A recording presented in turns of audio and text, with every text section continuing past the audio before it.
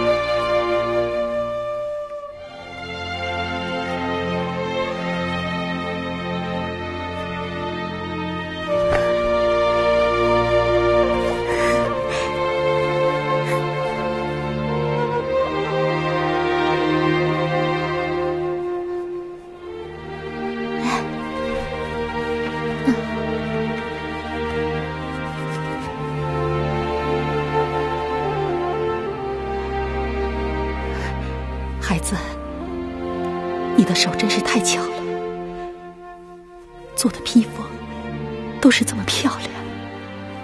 都是从小跟我娘学的。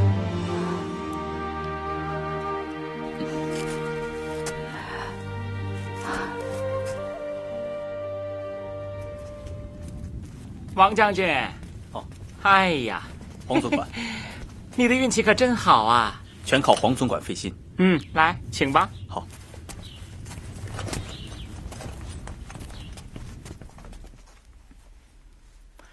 王敦，平身，平身。谢陛下。早就在已故李大将军的奏本中报你屡建战功啊，朕早就想见你一见。今日王敦得以拜见皇上，实乃三生有幸。朕非明君，却也爱惜忠臣名将。你如此忠心报国，本该有重赏，只因事情太仓促，怕得日后了。王敦报国杀敌，不求赏赐，只求用王敦薄命，护我疆土，肝脑涂地，以报皇恩。王敦，你这么说，朕更过意不去了。这样吧，朕派韩昌、张莽二使与你同去，为你助威。谢陛下隆恩。好，你这就去准备出发吧。怎么还有事？陛下，王敦有一族亲女子现在宫中，此次王敦带有家书一封，想让奴才转交，不知陛下以为？哦，是哪一位爱妃？此女尚未得幸，还在掖庭待诏。哦，既然还在待诏，那把信传过去，这无何不妥。只是直说无妨。那女子犯有过失，现在冷宫中反省，奴才一直没有敢跟王敦说。放出来就是了。是不是那个王王昭君？我见过他的画像，毛画师画得很美。陛下，不光是毛画师画的美，她本人长得也很美。奴才斗胆说一句，此女子乃是奴才所见过的女子当中名副其实的绝色美人，而且与当年的李夫人长得又十分相像，所以，只可惜美玉微瑕呀。微瑕？啊，这件事你不必多言了。这样吧，他在冷宫待得很久了，他反省的也够了，就放他出来吧。啊，遵旨，奴才这就去办。慢，黄敦呐，朕念你报国心诚，特准你面交家书给你的族亲女子。谢皇上，王顿愿为皇上安康，万死不辞。只是宫中多有不便，多言无益，少言或不言最好。王顿明白，王顿只是转交家书，不会多言。那就让黄总管带你去吧。谢皇上。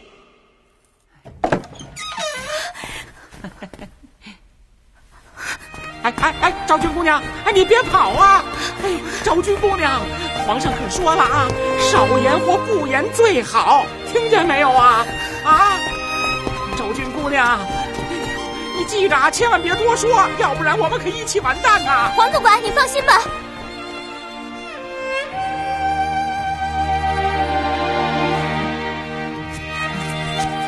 在那儿呢，啊，顿哥，乔儿，将军，赶紧递上家书吧。顿哥，乔儿，你在这过得好吗？你说，顿哥，乔儿，你多保重。姑娘该回宫了啊！顿哥，等你到了边关以后，一定要在怀阁战死的地方立块墓碑。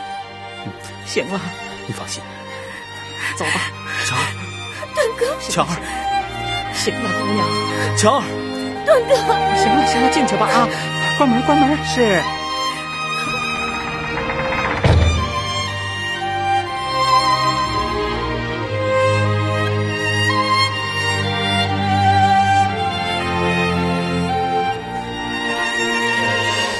蔡姑姑。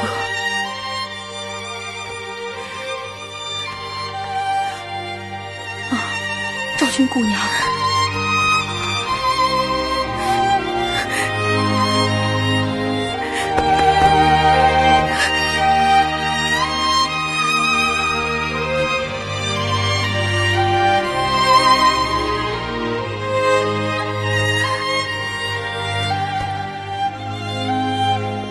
怀哥、顿哥、爹娘，乔儿一定要离开这儿。一定。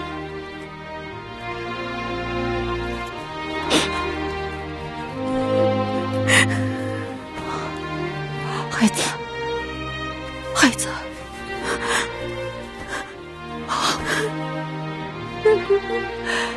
你比蔡姑姑要幸运得多。不，是不幸。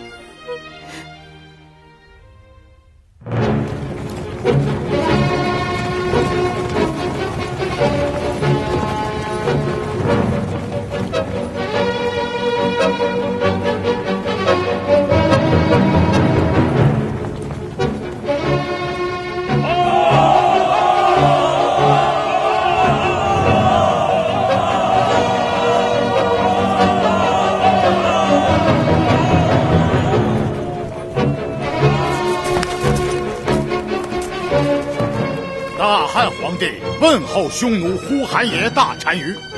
呼韩邪欢迎汉使，祝大汉皇帝长寿，为大汉欢呼！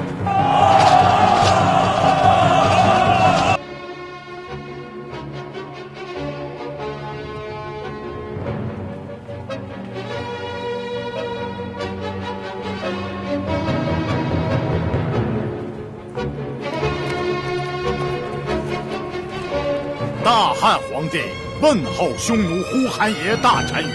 呼韩邪欢迎汉使，祝大汉皇帝长寿，为大汉欢呼！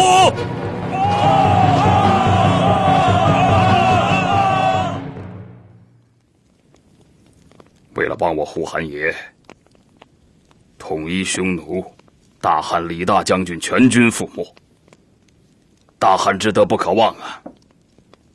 可是我觉得，他们从来就没有把咱们当成他们自己人来看，那了不起的劲儿，神气，我瞧着我就生气。那是你自己多想了，你不把别人当朋友，是不会在别人心目中成为朋友的。父王，要我说，与其和汉，还不如咱们北上和郅支。郅支他也有这样的想法，一定会和好的呀。咱们匈奴人嘛，怎么着说都是一家子。荒唐！弟弟，匈汉也能成为一家的。人家瞧得起你吗？巨魔车，你怎么就总觉得汉人对咱们不真心呢？是真心，是真心，为何从不跟咱们真的结盟？你们谁从他们嘴里听到过什么匈汉一家的话呀？哼，谁要是能让我听见他们说出这样的话来，我就相信他。没有吧？父王也没听过吧？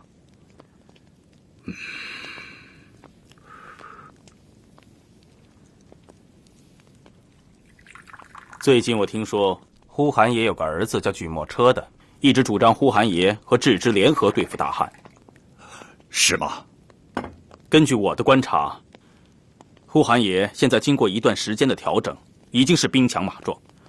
如果此时他与郅支联合起来对付大汉的话，确实对我们大汉会构成很严重的威胁。我大汉对呼韩邪有求必应，他要是反汉，那他就太没良心了。我想不至于吧。呼韩邪当然不至于即刻反汉，他毕竟是个有良心的人。可是，谁也不能够保证他的想法有一天会不会变。为什么？我大汉对他们怎么不好了？没错，大汉一向对他不薄，可是……请将军直言。王顿一介武夫，但在边关与匈奴打交道多年，对于他们的想法也多少有些了解。那他们怎么想的？两位大人，你们想想，如果你们是他的大单于和他的王子们，面对现在南有大汉，北有郅支的局面，又会怎么样呢？虽然呼韩邪感激大汉对他多年的相助之情，可他毕竟是一个大单于，他更多的应该为他的人民着想。所以，面临这样两面夹击的局势，他现在更看重的是一个长期的、稳定的局面。对，他在大汉和郅支的夹缝中间，很难说能有什么稳定。所言极是，所以现在呼韩邪急需从这种夹缝中解脱出来，要么彻底与大汉和好，要么就像巨墨车所说，与郅支和好，彻底抗汉。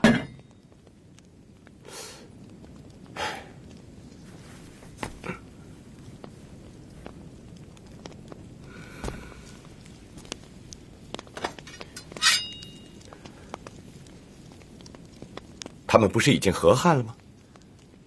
没错，呼韩邪现在已经和汉，可是这大汉和匈奴本就非一族，实在很难真正的成为一家。这所谓的和好，到底能维系多久？可郅支跟我们不一样，他们本来就是一家人，现在不过是因为大单于之位的事情有所争斗。现在看来，虽然仇如敌对，可毕竟是亲兄弟。如果有朝一日他们坐在一起，把事情说开，就很容易像以前的大匈奴一样团结在一处，独占北方。你们这样想下来，大单于到底能做怎样的取舍？而大汉对他所谓的感激之情，又能维系多久？将军所言极是，我们应该想个办法，让呼韩邪觉得和大汉是一家。此事很难呐，大汉和匈奴毕竟是异族，即便是成为一家的话，也不是一朝一夕就能办到的。张大人说的有道理，汉匈和好乃百年大计，我们需要从一时一事开始做起。呼韩爷也深知这个道理，所以他并不急于求成。而我们现在能做的，就是从一点一滴让他感觉到我们大汉对他的诚意。现在既然呼韩爷对大汉心存感激，只要我们稍加努力，推波助澜，锦上添花，就会让他明白，与汉和好方为上上之策。这样，就算是他身边的人对他再提出那些错误的意见，他也有条件应对。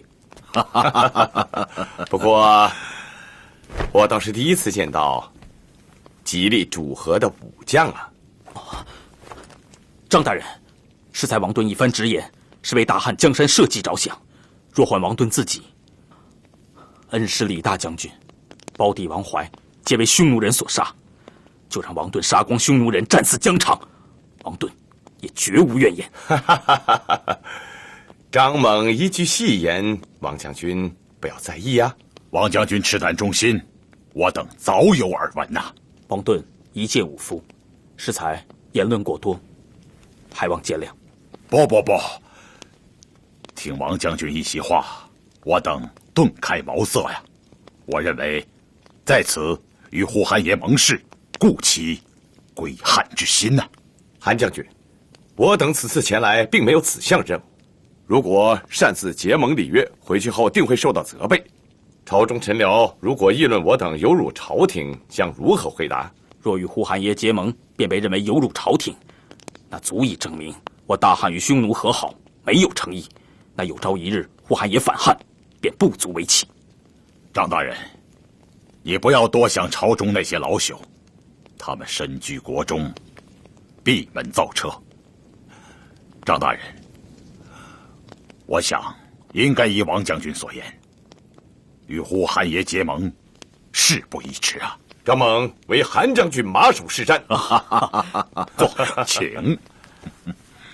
若当真如此，我便将边关兵马大加调整，做出气吞山河之势，让他呼韩爷知道，即使他与郅支联手，其兵力也非我大汉所不能及。好啊，一文一武，遥相呼应啊！那呼韩爷何去何从，可想而知。好，就这么定了。干！来，诺水东山作证，大汉和匈奴自此合为一家，不分彼此，世代好合。对，世世代代不得相诈相攻，子子孙孙相敬如盟。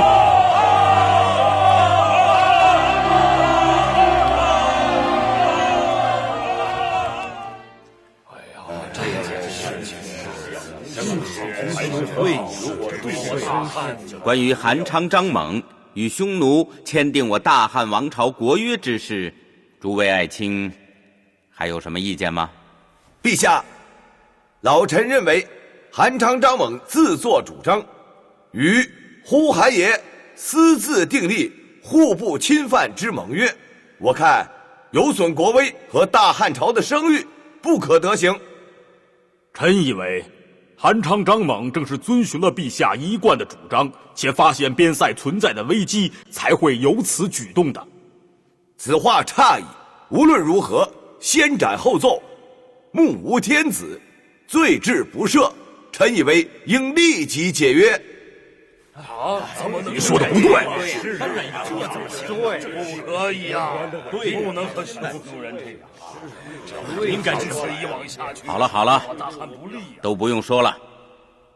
朕以为韩张二人见机行事，当机立断，虽未及时禀报朝廷，那是因为路途过于遥远，事出有因，罪错不重，而且功大于过。所以朕认为，与呼韩爷所订立之盟约，非但不解除，且立刻开始执行。皇上圣明，臣以为另一股匈奴人郅支虽然气数已尽，但如今仍有东山再起之意。要想彻底得到匈奴人的心，不如派一名使节再与郅支讲和，以便试探这伙人的心意。朕以为此举当可行。通知边关王盾将军，没有朕的命令，绝不轻易出关攻打匈奴之之。皇上圣明。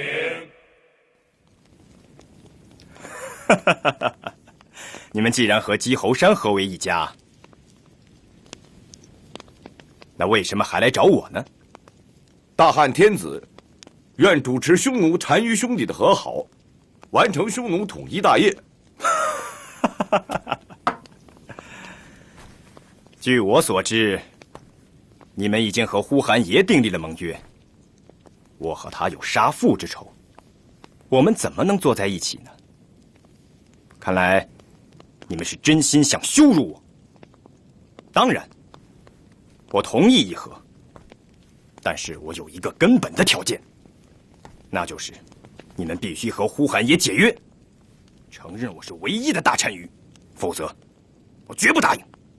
既然如此，下官回去禀报，再做面谈。蓝墨迹在。送客。走吧。陛下，郅支杀了汉使不说，还变本加厉，不停地向我大汉边关及汉地渗透蚕食，边关百姓叫苦连天呐！哼！张猛在，朕命你拿朕的令牌，火速赶去边关，命甘延寿、陈汤二位将军及与王盾将军配合，火速抗击匈奴郅支。陛下，边关数百里，就是昼夜兼程，马不停蹄也来不及呀！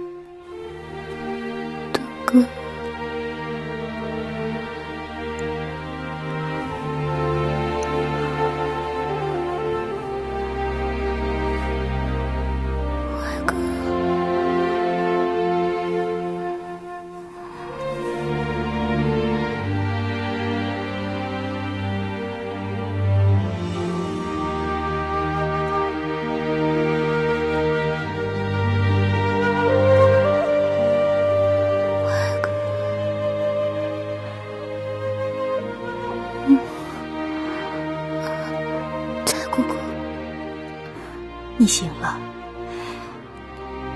看来你又做梦了。我听见你在叫一个怀哥，还有一个叫盾哥的。他们是昭君自小玩到大的兄弟，是我心目中的英雄。我真不明白，像你这样多情的姑娘，怎么会自愿到宫里来呢？其实我也不明白，但这1年多，以前想不通的事情想通了，想通的事情反倒想不通了。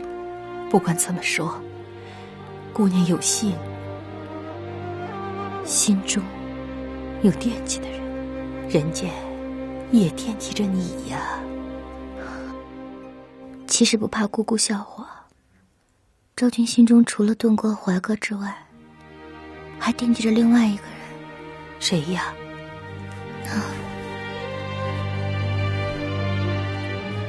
这封信是姑姑的表侄张子宪在被充军之前让他的妻子捎给我的，我一直留着。我可以看吗？你是他的表姑，当然可以看了。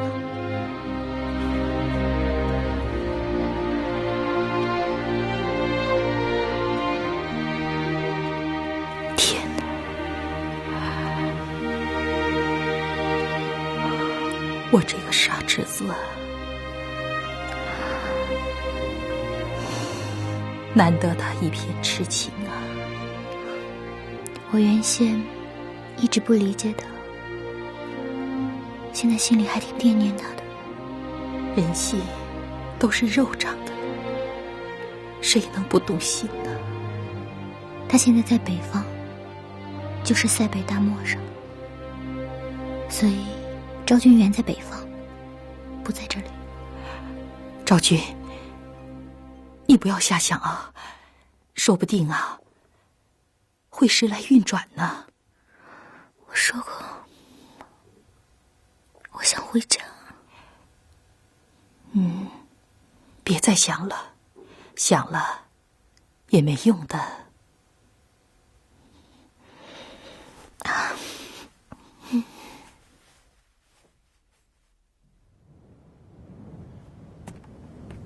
快点，快点，快点，都快点干活，快点！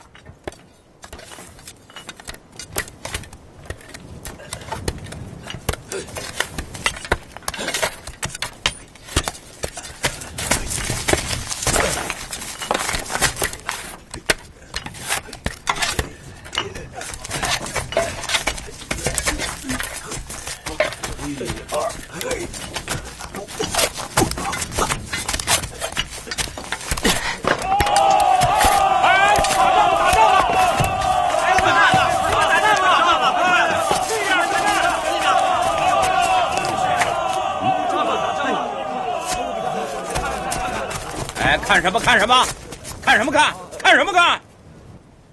那一定是匈奴人捣乱来了，快回去干活去，快去，快点！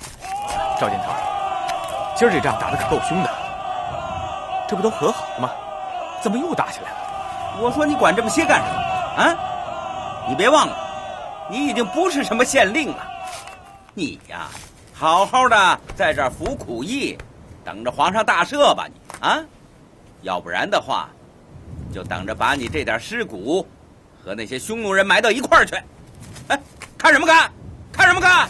干活去，快点，走，干活去，快点，走，快点，走。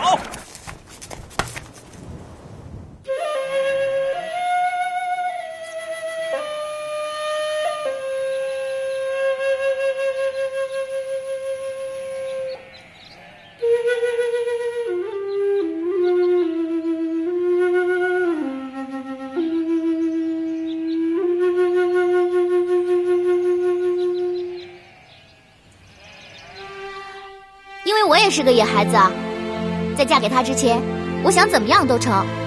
他要是不愿意，我就不嫁了。强儿，张大哥听你的，再苦再难，我也要活下去。我都是为了你。当然可以，我求之不得呢。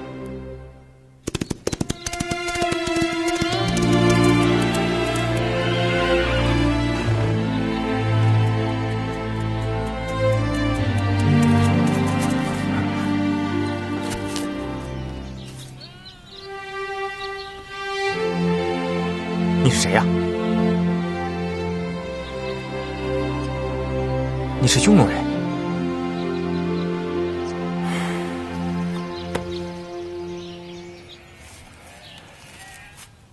你是汉人？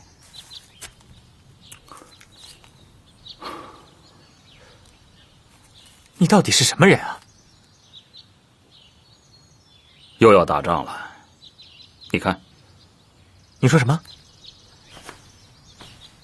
看那儿，那边所有的汉军都出动了。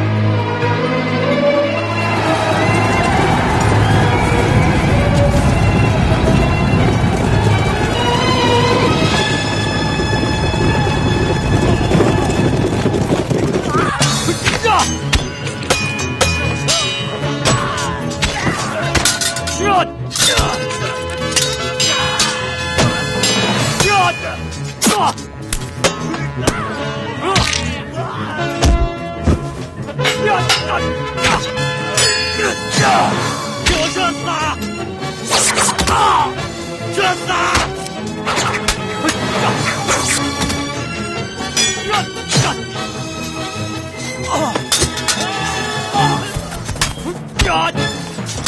突袭突突！呀！呀！呀！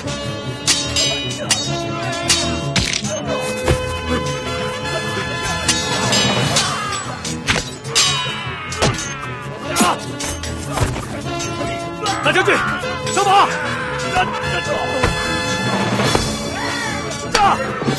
别往追！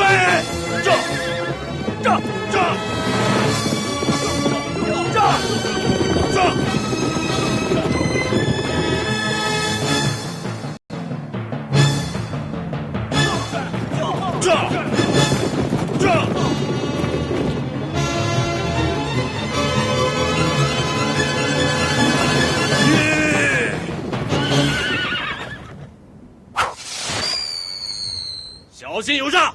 全体回营！这！突袭孤独！突袭孤独！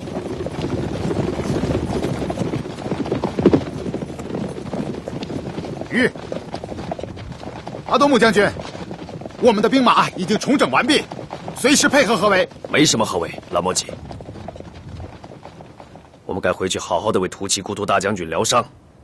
另外，我们还要好好的休息。将军不是刚刚发出合围的信号吗？我是发给他们看的。我们的人全都在这儿，还会有谁？哈，真是太妙了！阿多木将军，出什么事了？我剑坠掉了，不行，我得回去找。你们先回营吧，小心护送好大将军。是。这。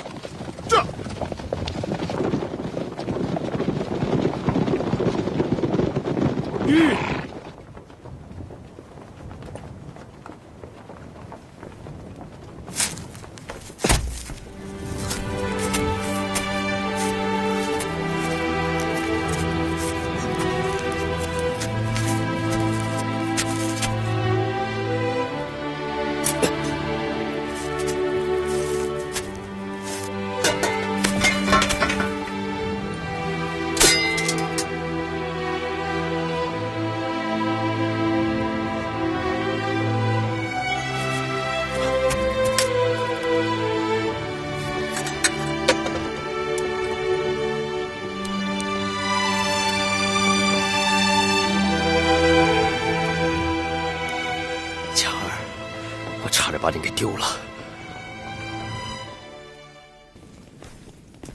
大将军，阿多木，好点没有？还好。快坐。好。阿多木，听说你的剑坠找到了。啊，找到了。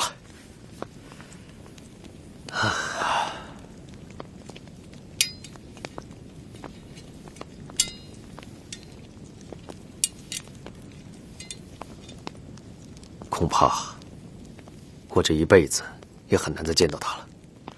我真不明白，你所做的一切，不都是为了他吗？只是我怕，他已经不会再喜欢我了。不会的，从今天起，我的一切就是你的一切。突骑孤独大将军，你别这么说。阿多姆将军，你是个汉子，看你打仗。真是一件愉快的事儿，让你觉得好就行。哎，这下你觉得我是你的朋友了吧？何止是朋友，你救过我的命。我们匈奴人有个规矩，被谁救过命，就要把谁当成自己的兄长。虽然我年龄比你长几岁，现在我们是亲兄弟了。阿多姆哥哥，这么说，你可以放我回去了。为什么？你在这里不是很好吗？有什么事情让你不愉快？啊不，没有，我很愉快。唉，可是你呀，还是不喜欢这儿。不是的，不是的，突骑孤独，不是这样的。我很喜欢这儿，我走了以后也肯定会想念你们的。这么说吧，也许说不定有一天我还会回来呢。要是这样，那你为什么还要走呢？等我们打败鸡头山之后，我把单于卫让给你。我们匈奴有这规矩，做哥哥的先要做大单于。况且我们是兄弟，突骑孤图，你不明白。唉，那你说说看，能让我明白一些吗？我家乡有人在等着我回去。你的父母？对。那我们把他们接过来。你是不是担心他们不喜欢住在这里？不光是这样，还有一个姑娘。姑娘？我说你呢，要么那天我给你那么多姑娘，你一个都不喜欢。这没关系，我们也可以把她接过来。这怎么可能啊！我的家乡在南面很遥远的地方，你不知道有多远。现在只想回家隐居在那里，谁也不知道曾经在我身上发生过什么。那不行，你是个人才，我们匈奴需要你。路远不要紧，我们匈奴人最不怕的就是路远。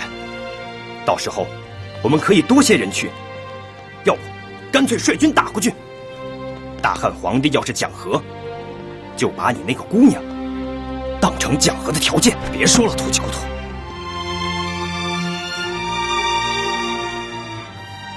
你知道这样一来我不就成了叛徒了？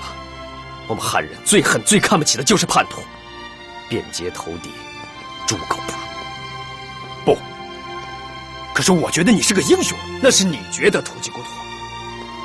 我实际上是个怕死鬼。李大将军他们全为大汉捐躯了，可是我没有。无谓的死是不明智的，但可以让敌人看到我们的胆气。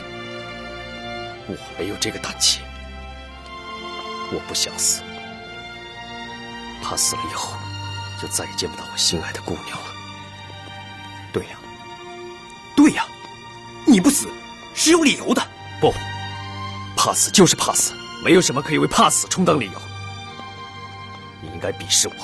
不，阿多姆将军，我从来没有碰到过像你这样什么事情都和我想到一块儿去的人。放我走吧，突骑孤图，就像我们以前说好那样，让我带走30个人就够了。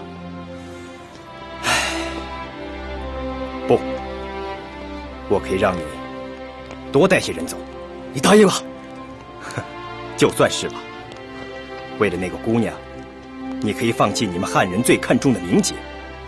可见那个姑娘对你确实太重要了。你这么想就对了。不过，你得答应我一件事儿。什么？你再帮我一次忙。你要知道，我父王死后，我们这儿太缺人了。你得再帮我一次忙。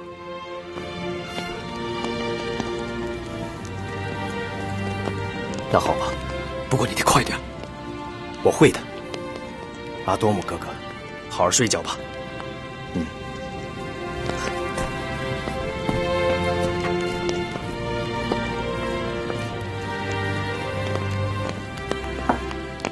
蓝墨迹，在。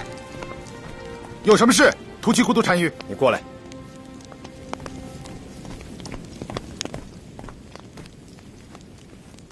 蓝墨迹，你一直是我最信任的人，而且是最忠实您的人。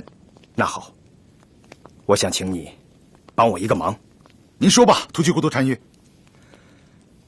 阿多姆将军还是要走，那就杀了他。你疯了吗？你不是已经觉得他是你的朋友了吗？还这么想？啊，是我想错了。您接着说，突骑孤图单于。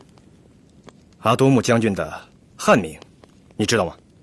好像叫王怀，王怀对吧？对极了，蓝墨迹。你马上派些人到边关，跟那里的汉人说，有一个叫王怀的汉人，一直在帮助突骑孤图作战，而且突骑孤图每一次的胜利，都是由王将军指挥的。为什么？那阿多木将军就回不了汉地了？你希望他回家吗？我告诉你，他可是个有用的人。哦，我明白了，突骑孤图单于。明白了，就快去办吧。好嘞。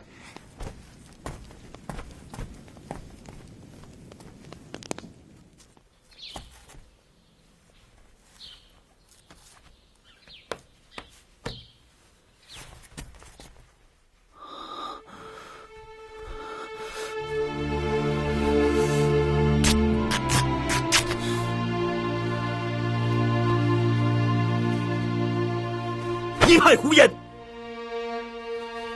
怀是我兄弟，我了解，不可能干出这种事来。他已经阵亡了，他是英雄，你别往心里去。匈奴，这是阴谋，匈奴人的阴谋。王将军别往心里去。不过这次回朝，王将军还是暂缓一下，免得谣言传到皇上耳朵里。哼！我说过，我王盾回不回朝无所谓。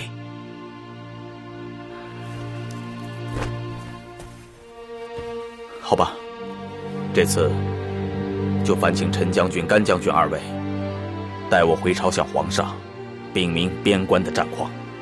关于谣言之事，最好别让甘延寿将军知道。为什么？人心向背，还是小心点好啊。咱们都是朋友，不说这些了。我建议，倒不如趁此机会，我们走后，将军找些俘虏了解一下李大将军全军覆没的真实情况，有备无患呐。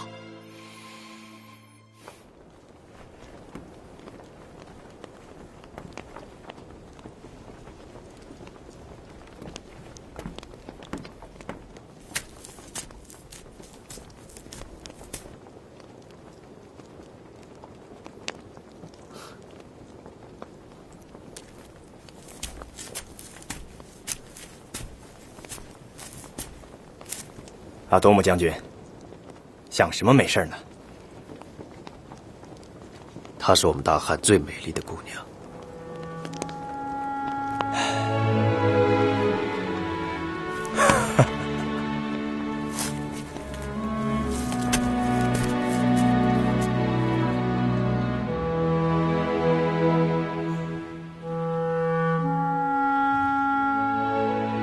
哎，你怎么老拿着这根棍子呀？传家宝。哼，你从小就生活在这儿啊？对，就没离开过草原，也没有离开过艾米河。那也就是说，你是这里发生的那些战争的见证人了。啥叫见证人？哈，就是那些打仗的事情啊，你全都知道。当然知道了。在这里打仗，谁输谁赢，我看得一清二楚。哎，你能帮我做件事吗？啥事儿？说。只要我能办到的，我一定帮忙。这是我父亲临死的时候嘱咐我的。你父亲？对，他是你们汉人，我娘是匈奴人。你说他一个汉人，怎么会跑到这个不毛之地来，还娶了一个匈奴女人？还生下了我。哎，你把你的棍子给我看看，好吗？行，那。哎呀，你的这个传家宝，好像不是一根一般的棍子呀。这当然不是一般的棍子了。我觉得你父亲简直是个传奇人物啊！哎，他是干什么的？他干啥不重要，关键是他临死的时候，他嘱咐我，一定要帮助在这里受苦受难的人。哦，哎，那你这回就帮我一个忙好不好啊？啥事儿？你说。啊？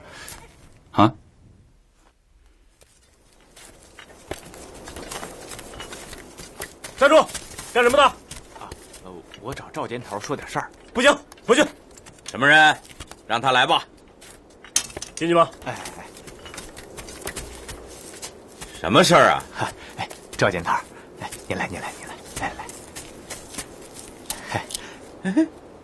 张子仙，你这是哪儿发财了吧？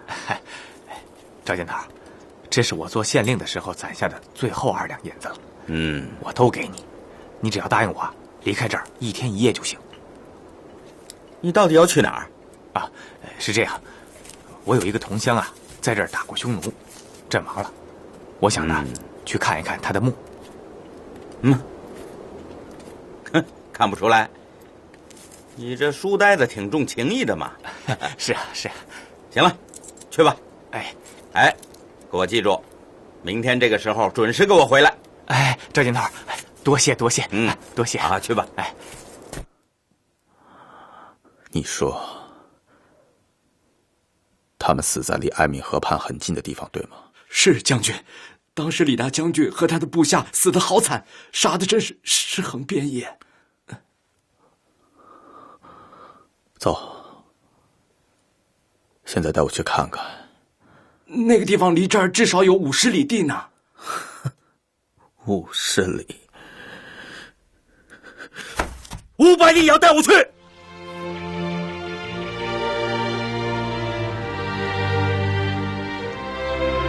这地方就是当年的战场，我当时就站在艾敏河畔看得清清楚楚，打得很惨烈，1天3夜。1天3夜？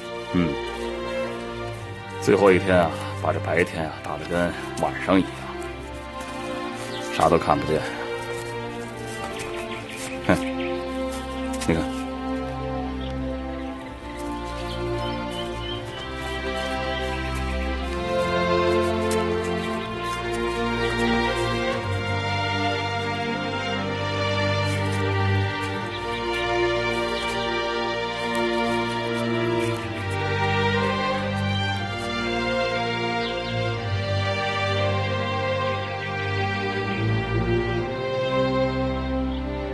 当年我在家乡做县令的时候，听王怀的家人说过，他一直跟随在李大将军左右。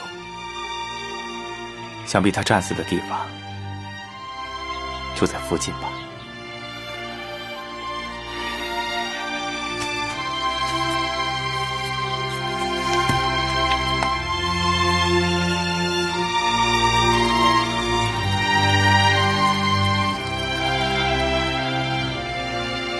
王怀兄弟，没想到啊，我们会在这个地方相会。要不是我，你会跑到这个地方来。可是，要不是因为你，我会到这个地方来吗？这是什么？这是天命。也许我张子谦会跟你一样，就此了却一生。可强儿呢？他，我就得活着。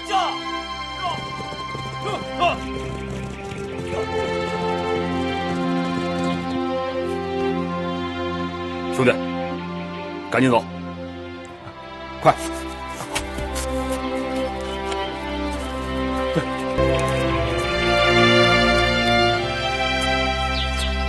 将军，你看，刚建好的新墓。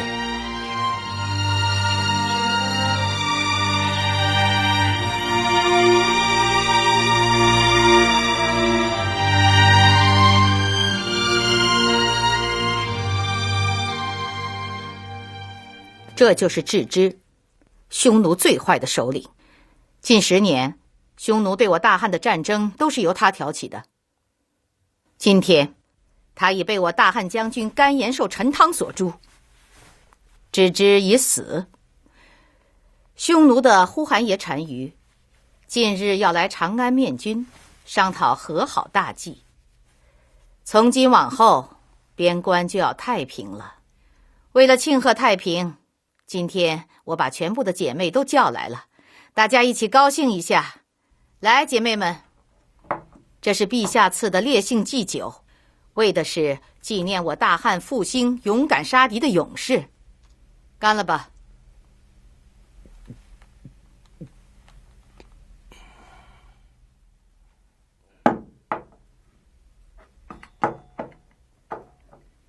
小女斗胆，想问2位将军。这位姑娘有什么话，你尽管问吧。此次出兵郅支大单于庭，请问王将军身在何处？王将军当然是首当其冲了。那为何听2位将军谈话之中，没有提到王将军呢？王段将军本来是与我们一起反朝的。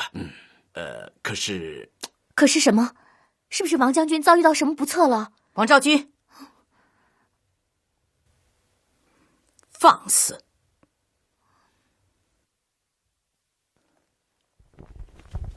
陛下，我呼韩邪大单于与朕讲话，不必拘礼。谢陛下，我对大汉及陛下一向怀有敬仰之情，只是北面事紧，难于脱身，不能常请陛下大安。今置之以诛，残敌远遁，匈奴统一，边关安宁。我这里先饮一盏，贺陛下大功告成。啊，好，众爱卿，咱们一块儿与大单于共饮一盏。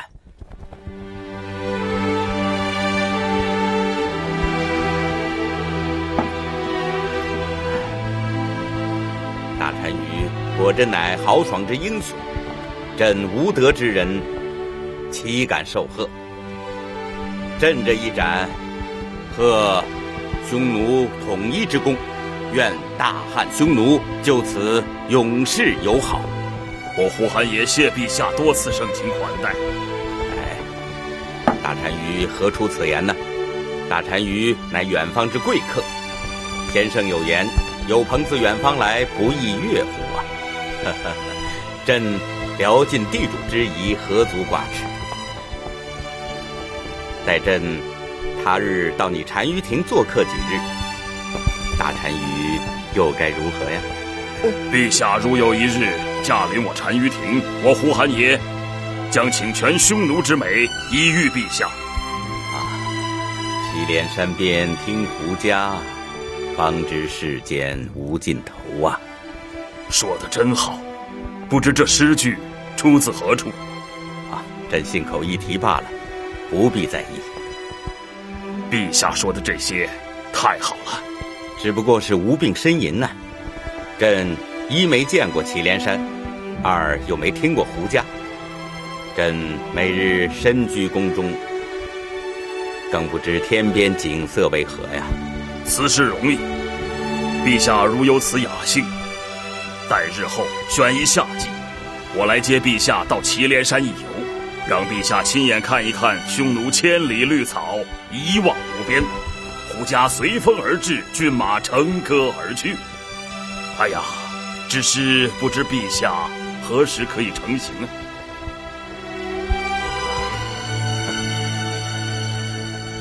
怕是很难喽。这有何难呢？1个月足够。呼韩爷大单于有所不知啊，我大汉朝地大物博，百业正兴，陛下乃是一国之主，日理万机，有恐不及，哪有这样的空闲呢？那我大匈奴也是地广千万里，百世待领。可我们大单于怎么就有空来访汉呢？你不要多嘴，还请韩大人见谅。王子倒也淳朴可爱呀。只是不知韩大人能否帮我去掉这孩子心中的疑问？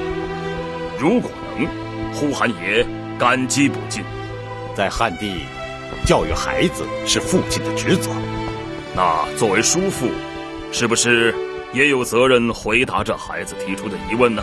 当然，兄汉已经盟誓合为一家，如今你我是兄弟，我的孩子不也是你的孩子吗？然而臣韩昌也得考虑到，单于乃是匈奴一方之主，怎敢对王子妄加教训呢？陛下，韩大人自说没有资格，看来只有陛下才能帮我教育一下我的孩子了。朕以为小王子问的很有道理，没什么好教育的。那这么说，陛下可以到单于亭一游？当然可以。大单于，你能忙里偷闲到我长安城里一聚，朕当然也可以忙里偷闲的到你单于亭一游啊。小王子，你觉得朕答得如何呀？谢陛下开导之恩。起来起来。谢陛下。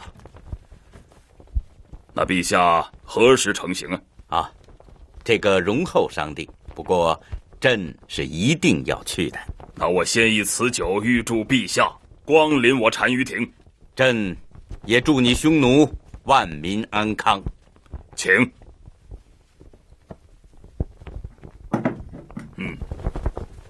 为祝陛下宴幸，我呼韩爷准备亲自烤制全羊一只，请陛下品尝。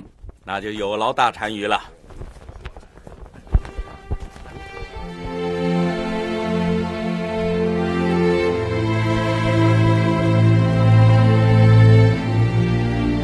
陛下，臣斗胆进一真言。真言无罪，快快说来。陛下方才的话差矣。差在何处？陛下贵为天子，怎么可以答应呼韩爷去什么大单于庭？如果爱卿能够回答出小王子的问题来，朕就不必费那么多口舌了。微臣失职，该当罪责。可那呼韩爷他应该知道，如此发问即是清君呐。可偏偏问朕的不是那呼韩爷，而是他的小王子。那想必是他们提前说好了的。既然人家已经问出来了，就必须要给人家一个答复，而且要让人家心服口服。那陛下非要微臣说出，我大汉天子怎么可以去那偏远之地吗？爱卿此言差矣。既然我大汉与那匈奴已经缔结兄弟之盟约，做弟弟的已经来看哥哥了，那做哥哥的为什么就不能去看弟弟呢？想来是没把他真当兄弟。即便如此，那陛下也不可以就此答应，而且还说是一定要去。臣以为陛下所言极是，既有人君之风，令呼韩爷信服，话中有多回旋之处，说一定要去，但刑期未定，日后一直未成行就是了。臣爱卿之意是希望朕先用话欺那呼韩爷了，这么做岂不是有辱朕的诚信吗？陛下，末将不才，怎知道我大汉有朝一日不能将匈奴人赶出漠北，威震大漠，以报前朝累日之仇。到那时，想必陛下也一定想去看一看吧。爱卿之意是朕乃穷兵黩武之人，笑里藏刀了。微臣愚钝，不知陛下用心良苦，现在方知道陛下所言多有玄机，还望陛下明示。祁连山下听胡笳，方知天边无尽头啊！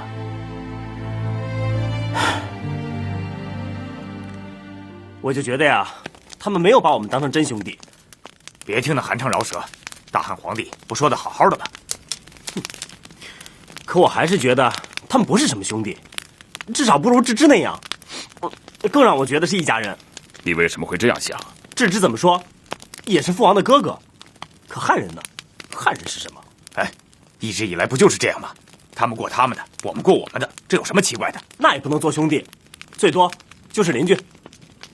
也许这还得由大汉的皇帝陛下来回答。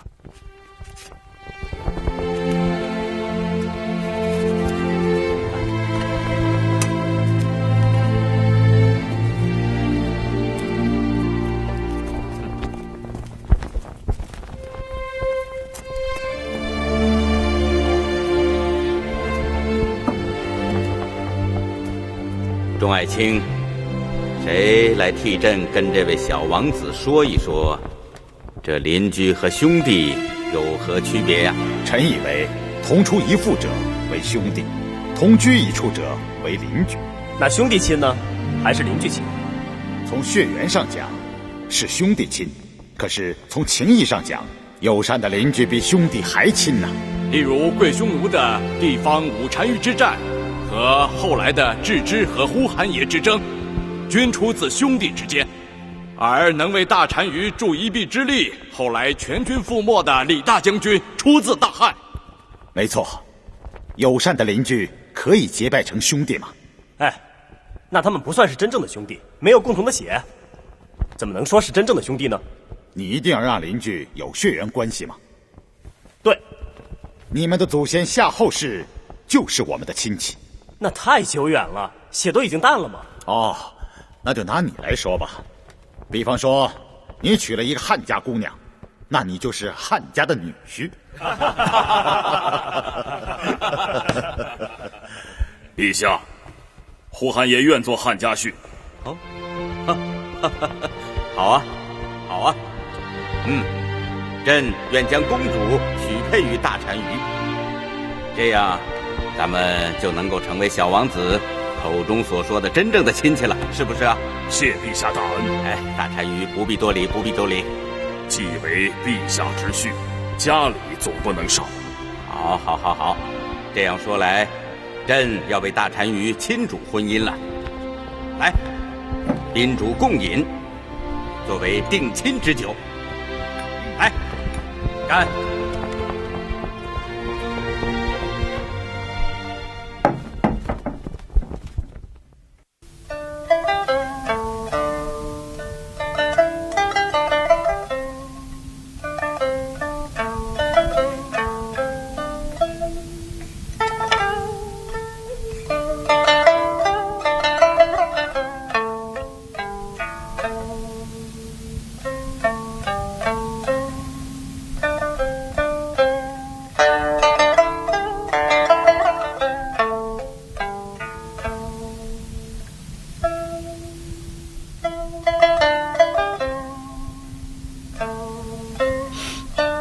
昭君，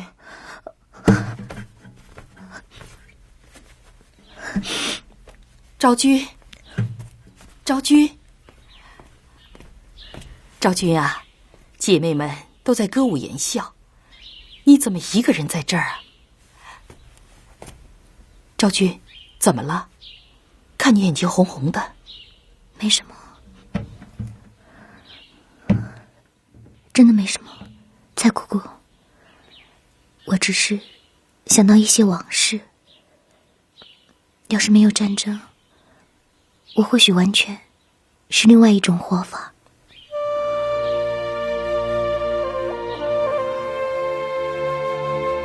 昭君啊，你心里难受了，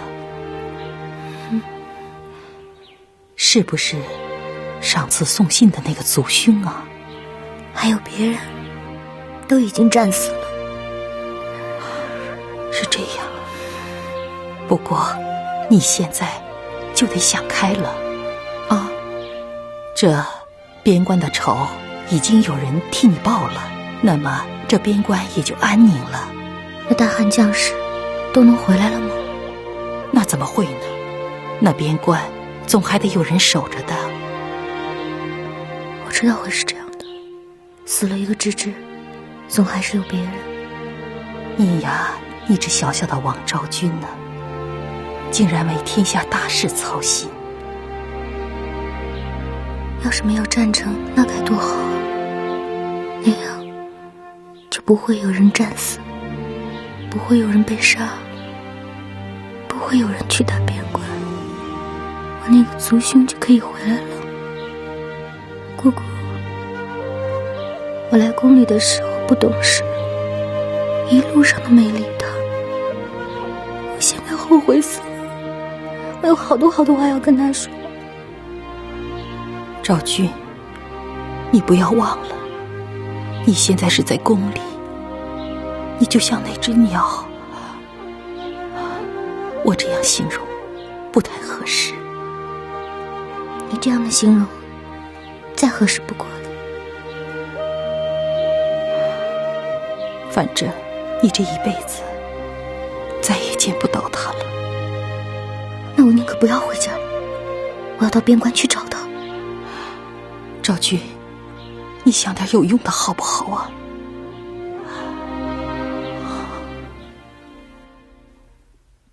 你小小的年纪，知道什么？我怎么不知道？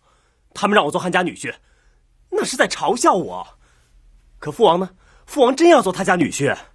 做女婿有什么不好？不正像你所说的成为一家人了吗？一家人？那汉人有什么好？汉人就是土地好一点，出产东西多。这橘子咱们也没有，我不稀罕。君莫车弟弟，你这是在跟人家赌气，妒忌人家。不是我妒忌，是你无知。我2年前你就听都龙旗舅舅的蛊惑，说父亲要娶的新胭脂在南方，害得父王每天晚上都在做娶汉家女子的美梦。这不是梦，是上天的旨意。就算是吧，上天还有一个旨意，就是要我们拿下汉人的天下，这样我们就不用巴结他们了。在你我和你儿子的有生之年，你说的这些都做不到。做不到就做不到，但汉人想做，却可以做到。那就跟他们拼。弟弟，你这个想法不现实，你这样拼的结果就是一个匈奴人也剩不下，大匈奴就这样在大地上永远的消失了。你说的对，刁头毛高。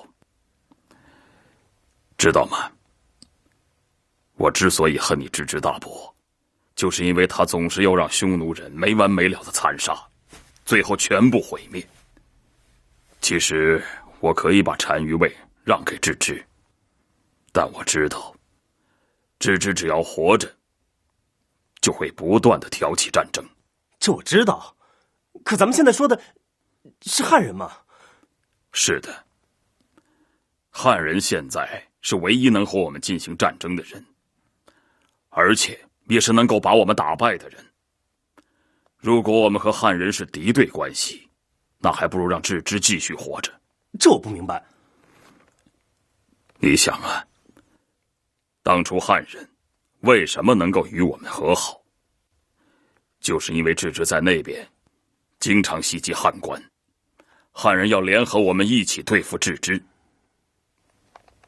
可现在呢，郅支死了，我们也处于最虚弱的时候，这时候汉人完全可以趁机把我们收拾干净，拿下整个大漠。我看啊，他们不喜欢咱们那儿，但他们愿意他们在北方的边境安静一些，让有可能成为他们敌人的匈奴人永远的消失。我要是大汉皇帝，我会天天这么想。啊？会是这样吗？是的，孩子，我们打了20多年的仗了，必须安静下来养一养。如果和亲能令大汉在我有生之年不进攻我们，匈奴便可以恢复他的元气。如果和亲能使我们与汉人真正的成为一家，那对谁都是好事，就让他好下去。如果有一天起了争端，那时候的匈奴已经恢复了他原有的力量。我也相信大汉皇帝至少在这一代会真诚地对待我们。真不真诚啊，嘴里说了不算，什么事儿我都可以妥协，唯独父王要娶汉家女子这事儿绝不妥协。举摩车，跟你哥哥好好学学，不可目光短浅。这件事你们这些老臣为何反对？若依众卿之见，莫非朕说错话了？微臣以为陛下非但没错，而且圣明。也只有你韩爱卿这么觉得。陛下，忠言逆耳。依臣愚见，臣以为此事还当从长计议。什么从长计议？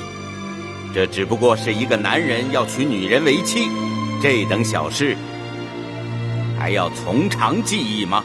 陛下，微臣以为，如匈奴嫁女于我，则不必多说；可嫁女于匈奴，却让我们这些为臣为将者实在脸上无光，实有无力保护大汉儿女危汉之感呐！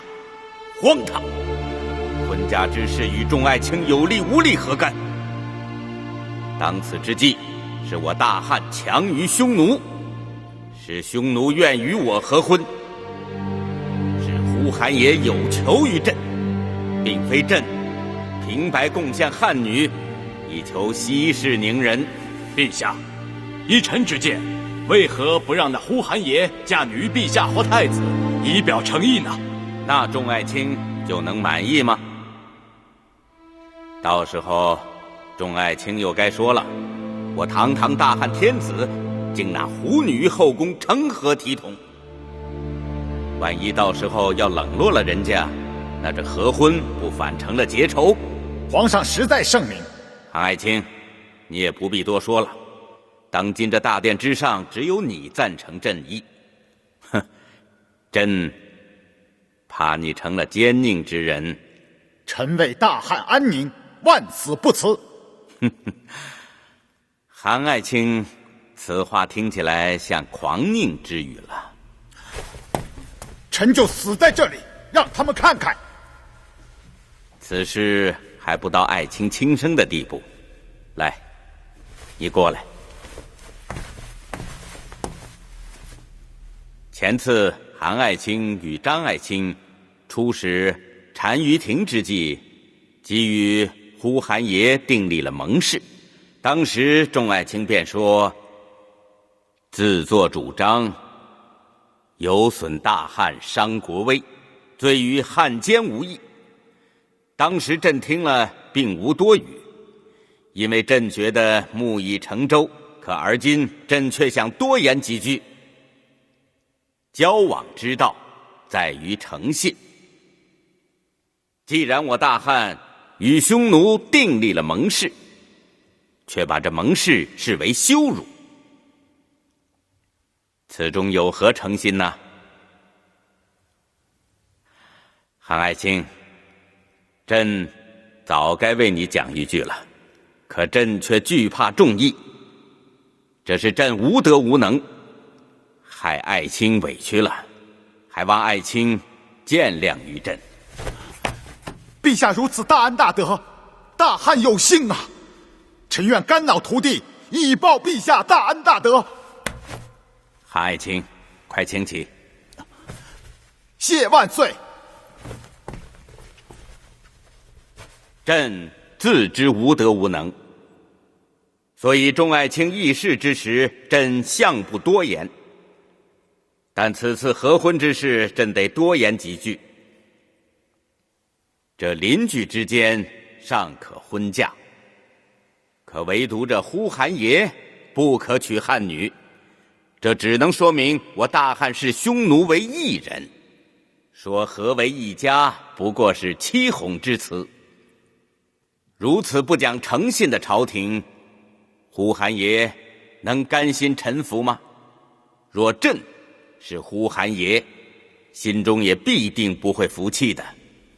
陛下言之甚是，老臣以为汉匈和亲一事是不能与邻人嫁娶相提并论的。朕愿闻其详。如汉匈交好已久，亲如兄弟，则婚嫁已属当然，没有什么大不了的事。可现在汉匈300年交恶，如今又有李将军全军覆没，若此时嫁公主与匈奴，众人会以为大汉无力相抗，苟且求安呐！哈，此言差矣。谁都知道，李大将军的死是我大汉为匈奴统一做出的牺牲，恰恰说明大汉与匈奴正在交好。现在呼韩爷主动求嫁，不正是汉匈和好的最佳时机吗？老臣以为，边关平和，不应以和救和，而应以战取和。只有彻底消灭敌人，方可得永久和平。以战求和，说来是堂皇之极呀。但毕竟不是朕去交战，也不是爱卿你去交战。甘将军，你看应该派谁去交战呢？哼，大人如此发问，是以为我甘某乃贪生怕死之辈吗？陛下，末将不才，愿待大汉全军一演。臣等生为汉将，死为汉鬼，杀敌报国，义不容辞。只要陛下您一声令下，100万大军将扫平阴山。何等气魄！陛下，真正有此等气魄的是另外一个人。所指何人？边关守卫将军王盾，是他独闯大单于庭，指挥杀死了郅支，结束了南北的最后征战。